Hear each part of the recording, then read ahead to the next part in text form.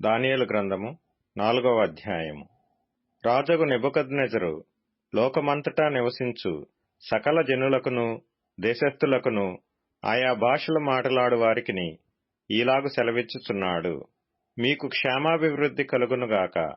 మహోన్నతుడగు దేవుడు నా ఎడల చేసిన అద్భుతములను సూచక క్రియలను మీకు తెలియజేయుటకు నాకు మనస్సు కలిగెను. ఆయన సూచక క్రియలు ఎంతో బ్రహ్మాండమైనవి, ఆయన అద్భుతములు ఎంతో ఘనమైనవి. ఆయన రాజ్యము శాశ్వత రాజ్యము, ఆయన ఆధిపత్యము తరతరములు నిలుచుచున్నది. నెబుకద్నెజరును నేను నా ఇంట విశ్రాంతియు నా నగరమందు క్షేమమును గలవాడనై ఉండి ఒక కల కంటిని. అది నాకు భయము కలుగజేసెను. నేను నా పడక మీద పరుండియుండగా నా మనస్సున పుట్టిన తలంపులు నన్ను కలతపెట్టెను. కావున ఆ స్వప్న భావము నాకు తెలియజేయుటకై బబులోను జ్ఞానులనందరినీ నా ఎదుటికి పిలువనంపవలెనని ఆజ్ఞ నేనిచ్చితిని. శకునగాండ్రును గారడీ విద్య గలవారును కల్దీయులును జ్యోతిష్యులును నా సన్నిధికి రాగా నేను కనిన కలను వారితో చెప్పితిని గాని వారు దాని భావమును నాకు తెలుపలేకపోయిరి. కడపట బెల్తెషాజరును నా దేవత పేరును బట్టి బిరుదు పొందిన దానియేలను వాడు నా ఎదుటికి వచ్చెను. పరిశుద్ధ దేవతల ఆత్మ అతని యందుండెను. కావున నేనతనికి నా కలను చెప్పితిని. ఎట్లనగా శకునగాండ్ర అధిపతియగు బెల్తెషాజరు, పరిశుద్ధ దేవతల ఆత్మ నీ యందున్నదనియు ఏ మర్మము నిన్ను కలతపెట్టదనియు నేనెరుగుదును. గనుక నేను కనిన కలయు దాని భావమును నాకు తెలియజెప్పుము. నేను నా పడక మీద పరుండియుండగా నాకు ఈ దర్శనములు కలిగెను. నేను చూడగా భూమి మధ్యను మిగుల ఎత్తుగల ఒక చెట్టు కనబడెను. ఆ చెట్టు వృద్ధి పొంది బ్రహ్మాండమైనదాయెను. దాని పై కొమ్మలు ఆకాశమున కంటునంత ఎత్తుగాను దాని ఆకారము భూతలమంత విశాలముగాను ఉండెను. దాని ఆకులు సొగసుగాను దాని పండ్లు విస్తారముగాను కనబడెను. అందులో సమస్త జీవకోట్లకు చాలునంత ఆహారముండెను. దాని నీడను అడవి జంతువులు పండుకొనెను. దాని కొమ్మలలో ఆకాశ పక్షులు కూర్చుండెను. సకల మనుష్యులకు చాలునంత ఆహారము దాని యందుండెను. మరియు నేను నా పడక మీద పండుకొని ఉండి నా మనస్సునకు కలిగిన దర్శనములను చూచుచుండగా జాగరూకుడగు ఒక పరిశుద్ధుడు ఆకాశము నుండి దిగి వచ్చి ఇలాగు బిగ్గరగా ప్రకటించెను. ఈ చెట్టును నరికి దాని కొమ్మలను కొట్టి దాని ఆకులను తీసివేసి దాని పండ్లను పారవేయుడి.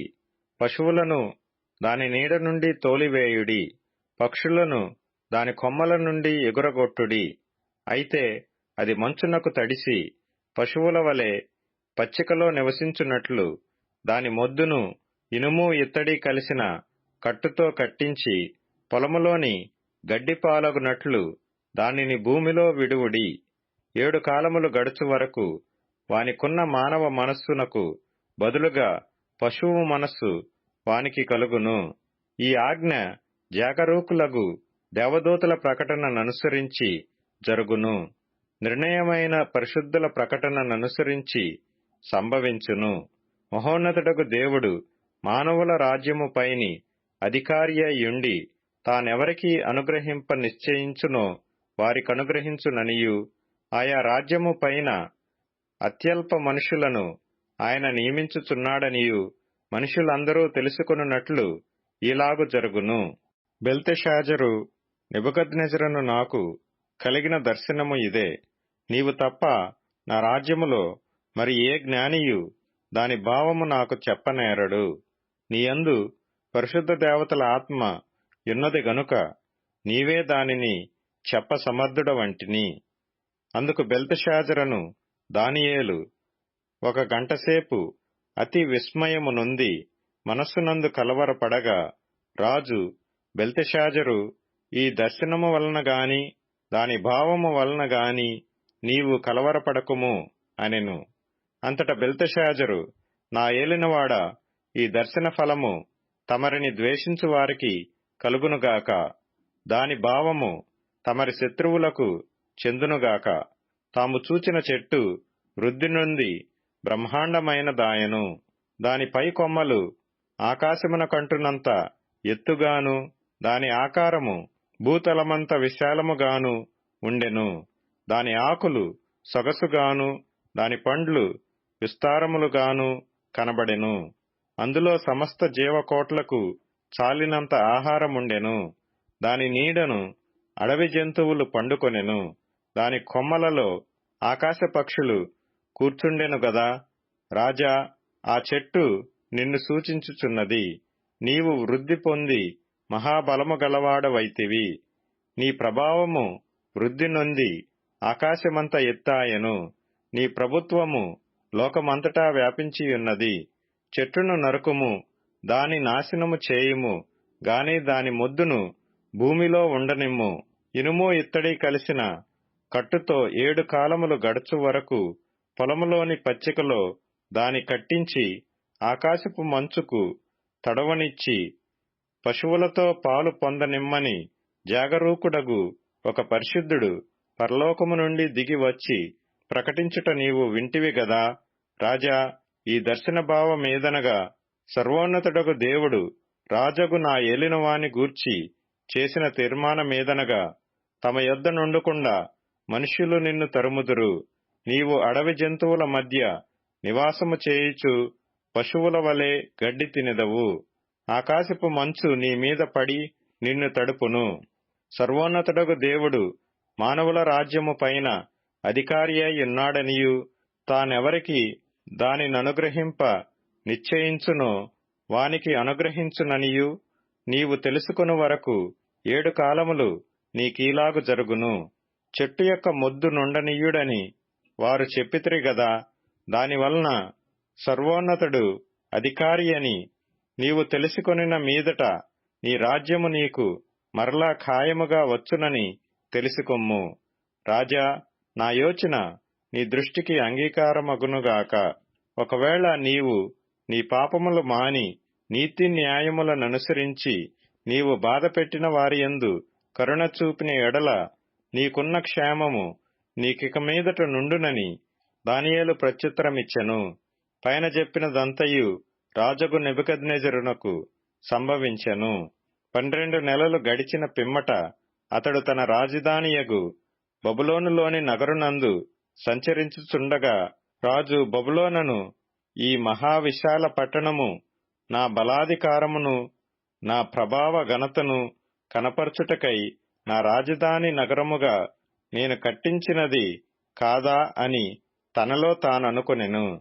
రాజు నోట ఈ మాట యుండగా ఆకాశము నుండి ఒక శబ్దము వచ్చెను. ఏదనగా, రాజగు నెబుకద్నెజరు, ఇదే నీకు ప్రకటన. నీ రాజ్యము నీ యొద్ద నుండి తొలగిపోయెను. తమ యొద్ద నుండి మనుష్యులు నిన్ను తరిమెదరు. నీవు అడవి జంతువుల మధ్య నివాసము చేయుచు పశువుల వలె గడ్డి మేసెదవు. సర్వోన్నతుడగు దేవుడు మానవుల రాజ్యము పైన అధికారి అయ్యుండి తానెవనికి దాని అనుగ్రహింప నిశ్చయించునో వానికి అనుగ్రహించునని నీవు తెలుసుకొని వరకు 7 కాలములు నీకీలాగు జరుగునని చెప్పెను. ఆ గడియలోనే అలాగున నెబుకద్నెజరునకు సంభవించెను. మానవులలో నుండి అతని తరిమిరి. అతడు పశువుల వలె గడ్డి మేసెను. ఆకాశపు మంచు అతని దేహమును తడపగా అతని తల వెంట్రుకలు పక్షిరాజు రెక్కల ఈకల వంటివియు, అతని గోళ్లు పక్షుల గోళ్ల వంటివియు నాయెను. ఆ కాలము గడిచిన పిమ్మట నెబుకద్నెజరును నేను మరలా మానవ బుద్ధి గలవాడనై నా కండ్లు ఆకాశము తట్టు ఎత్తి చిరంజీవియు సర్వోన్నతుడునగు దేవుని స్తోత్రము చేసి గణపరచి స్తుతించితిని. ఆయన ఆధిపత్యము చిరకాలము వరకు, ఆయన రాజ్యము తరతరములకు నున్నవి. భూనివాసులందరూ ఆయన దృష్టికి ఎన్నికకు రానివారు. ఆయన పరలోక సేన ఎడలను భూనివాసుల ఎడలను తన చిత్తము చొప్పున జరిగించువాడు. ఆయన చేయి పట్టుకొని నీవేమి చేయుచున్నావని ఆయనతో చెప్పుటకు ఎవడునూ సమర్థుడు కాడు. ఆ సమయమందు నా బుద్ధి మరలా నాకు వచ్చెను. రాజ్య సంబంధమగు ప్రభావమును నా ఘనతయు నా తేజస్సును నాకు కలిగెను. నా మంత్రులను నా క్రింది అధిపతులను నా యొద్ద ఆలోచన చేయవచ్చిరి. నా రాజ్యము నాకు స్థిరపడగా నేను మరి ఎక్కువ ఘనత నొందితిని. ఈలాగు నెబుకద్నెజరును నేను పరలోకపు రాజు యొక్క కార్యములన్నీయు సత్యములును ఆయన మార్గములు న్యాయములునై యున్నవనియు గర్వముతో నటించు వారిని ఆయన అణపశక్తుడనియు ఆయనను స్తుతించుచు కొనియాడుచు గణపరచుచున్నాను.